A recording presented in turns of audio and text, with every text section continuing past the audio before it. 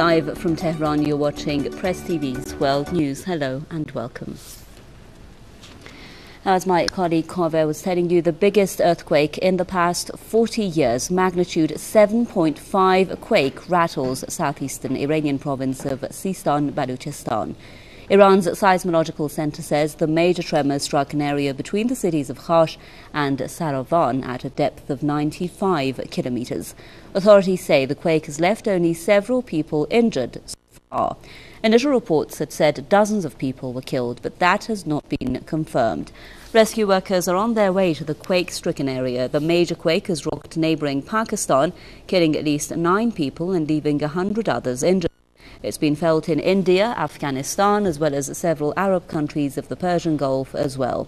These images show people evacuating a building in Dubai the moment the quake struck.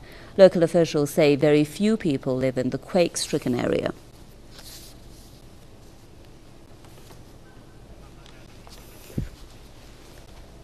Our Tehran correspondent, Gambar Naderi, is with me now live to give us all the additional information. So, Gambar, a lot of confusing reports initially. We heard that dozens of people were killed. Now we're hearing that only several people were injured. First of all, tell us about the epicenter of the quake, what area exactly it was, whether it was a residential area, whether villages were hit by this quake, and also how basically authorities are dealing with it. It is too early to jump to any kind of conclusion when we have an earthquake that has just happened a couple of hours ago. Because as you just mentioned, rescue workers are still on their way from other provinces. We have rescue workers within the affected areas who are doing whatever they can and as fast as they can to pull the survivors out of the rubble. So it is too early to say how many people have been killed and what are the structural or financial damages. But for the time being, I think the most important thing to do is to save as many lives as possible. But for that, the rescue workers need all the help and cooperation they could get from the communities, from those who have been affected. I think the best possible thing people could do now is to stay calm and let the rescue workers, especially the Red Crescent Society of that local community, to do their because they know what they are doing and they can only do the job in the best possible way if the communities cooperate with them. But we should also keep in mind that this is a very, very strong earthquake that hasn't happened in Iran for so many decades, as you just mentioned. So it is unprecedented. The epicenter of the earthquake is Saravan in Sistan and Baluchistan province, very close to Khash. So we are talking about local communities. The good news is that we have downgraded the number of casualties, the number of those who have been killed because of the low population density in the affected areas.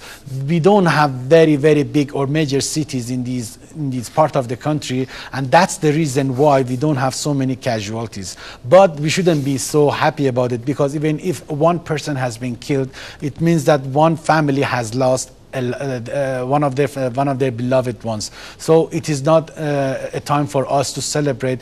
The best possible thing we could do now is to help as many people as possible, is to take as many people as possible out of the rubbles and to help as many people and households as possible. So the Red Crescent Society is doing their job. They know what they are doing, but that doesn't mean, my experience tells me from the previous earthquake in Bushehr province, that does not mean that they don't need the outside help. I'm not here to dictate anything to the local authorities or the government in the capital Tehran, but I think this is one of the most important moments for Iran. Iran should ask for assistance from the Red Crescent Society of other countries, and of course the Red Cross Society, which by the way has its main headquarters in the Iranian capital Tehran. I think they can do a better job, a much better job than just for us to see the Red Crescent Society handle this particular earthquake in Sistan and Baluchistan province. Hopefully they would take note of this. Just a reminder from me, a person who just had this unfortunate experience in Bushehr province, and they will ask for assistance, because the first 24 hours is what counts. The first couple of hours are very crucial, and this is the time that the Red Crescent Society, with the help of the local communities and the authority, and of course hopefully with the help of the Red Crescent Society and the Red Cross of the international community, to take as many people, to save as many people, as many lives as possible in these couple of more crucial hours. Gambar Nadiri, Tehran correspondent, with the information there. Gambar, thank you very much. Do stay with us, but I'm just hearing that also with us now live from Islamabad is our correspondent there, with the latest. Now, Javed, you were telling us earlier that according to what you're getting, 9 people have been killed and 100 others have been hurt in Pakistan. It looks like the effects of this massive earthquake in Pakistan have been very severe indeed. And we've just got other news saying that over 1,000 houses collapsed as the earthquake hit Pakistan, according to some local media there. What else can you tell us? Well, but so far the situation remains unclear. What I can tell you certainly that as many as 9 people have been killed and more than 100 have been injured, and dozens of buildings and houses have been collapsed in the southwest of Pakistan, particularly the adjoining area of Quetta, and also more importantly the port city of Karachi. We have heard that the buildings have faced cracks, many buildings have demolished. But still, we are waiting some news coming from the border region shared between Pakistan and Iran, because that is a very remote region. We don't know of what exactly has happened there, because that is the region which is the epicenter of this earthquake. From in the northwest of the country, there are similar reports that in every city, in every small and big town, the big shake of tremor was felt, and so was the case in the central part of Pakistan, almost in all provinces, in all cities. But luckily, despite the fact that the tremor at the Richter scale is not different to that of what we have seen in 2005, the number of the casualties so far is perhaps not very high, but it's still unclear about the number of the people who might have been killed. Javed Rana, correspondent in Islamabad, there with us with the latest. Again, I'd just like to remind our viewers the breaking news that we keep on getting from the earthquake that's hit southeastern Iran, the southeastern Iranian province of Sistan, Baluchistan, and this coming just days after we heard of a similar earthquake, and we had news for you, of course, of a similar earthquake in the southern Iranian province of Bushehr.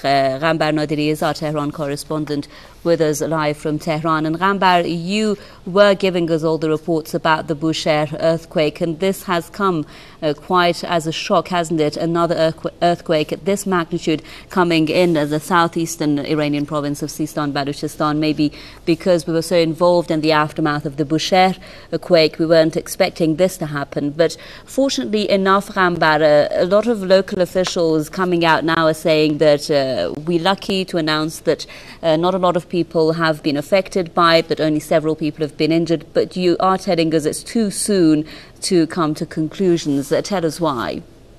Well, Homa, the experience tells me that in the previous earthquake, which I spent about 5 days in Bushehr province in different rural communities, I saw it with my own eyes that I experienced with my own eyes more than 150 aftershocks, some of them as powerful as 4.5 magnitude on Richter scale. So it is too early. We have to wait and see what would be the power of the aftershocks this time around. In the previous one, it was just 6.5 magnitude earthquake, but this time we're talking about 7.5.